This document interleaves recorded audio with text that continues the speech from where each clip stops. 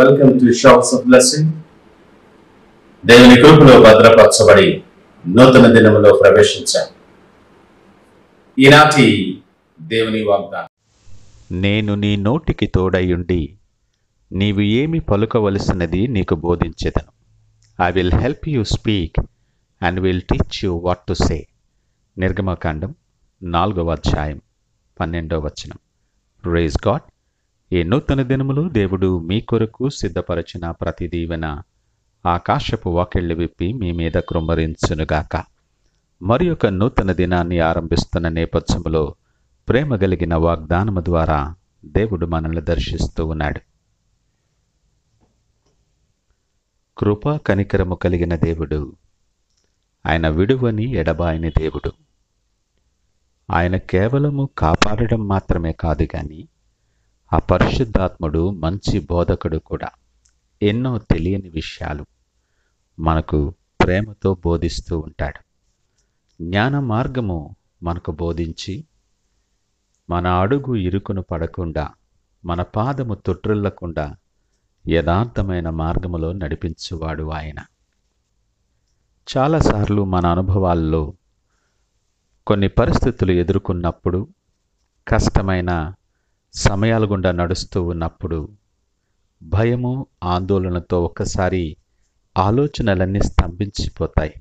నోటి నుండి ఒక్క మాట కూడా రాదు. పెద్దవారితో ముఖ్యమైన విషయాలు మాట్లాడాల్సి వచ్చినప్పుడు, లేదా ఇంటర్వ్యూస్లో యవనస్తులైన బిడ్డలు మరి మాట్లాడవలసి వచ్చినప్పుడు, అన్నీ ఎరిగినప్పటికీ ఆ ఆందోళనలో, ఆ భయముతో మనకొక్క మాట కూడా నోట్లోండి రాదు.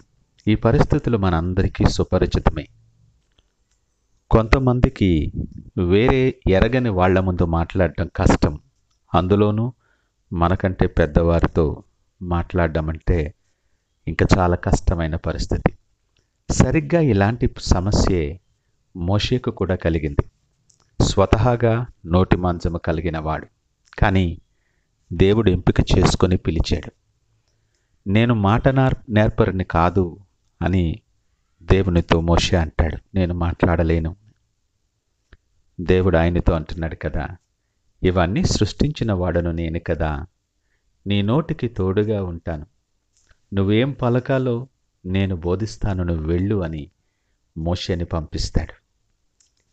ఆయన మాట ఎంతో శక్తి కలిగినదిగా, అధికారము కలిగినదిగా, బలమైనదిగా వినబడుతుంది. అసాధ్యమైన కార్యాన్ని సాధ్యము చేసే దేవుడు. ఆయన నీకు తోడుండగా నీ ప్రతి భయము తొలగించబడుతుంది.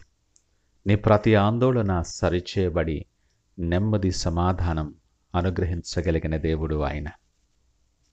ఈ మాటలు వింటున్న ప్రియ దేవుని జనాంగమా, నీ ప్రస్తుత పరిస్థితుల్లో నువ్వు నడుస్తున్న మార్గములో అనేక విధములైన భయాందోళనతో మాటలాడలేని, మాటలు రాలేని స్థితిలో నువ్వు ఉన్నావేమో.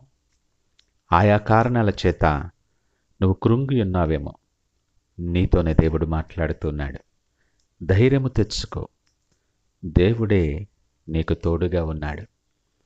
ఆయన స్పష్టమైన వాగ్దానము చెప్తూ ఉన్నాడు. నీ నోటికి తోడయుండి నువ్వు ఏమి పలకవలసినది నీకు బోధించదనని చెప్తూ ఉన్నాడు. అంత గొప్ప దేవుడు, అంత ధైర్యాన్ని మనకిస్తూ మనతో పాటు ఆయన సన్నిధిని ఉంచుతుంటుండగా ఇంకా దిగులు చెందుతావా? నీ ప్రక్కన ఆయన నిలుచుండి నిన్ను ధైర్యపరుస్తూ బలపరుస్తుంటుండగా నీ మాటలో తడబాటుండదు, నీ మార్గములో నీ అడుగు తడబడదు. విశ్వాసంలో స్థిరముగా ఆయన కొరకు బలమైన సాక్షిగా నీవు నిలవబడతావు. దిగులు పడకు. పరిస్థితుల వైపు చూడొద్దు, వ్యక్తుల వైపు చూడొద్దు. నిన్ను బలపరిచే దేవుని వైపు చూడు. నీ నోటికి ఆయన కావలి కాచి నువ్వు ఏమి పలకవలసింది ఆయన మాట్లాడతాడు, బోధిస్తాడు నీతో. ఈ ఉదయకాల సమయం నీ మార్గములో నువ్వు ఒంటరివి కావని, ఇక మీదట నీ మాట తడబడబోనివ్వడని ధైర్యము తెచ్చుకొని ఆయన మీద ఆనుకొని సంపూర్ణ విశ్వాసముతో ప్రార్థనాపూర్వకంగా దినాన్ని ఆరంభిద్దామా? ప్రార్థించుకుందాం.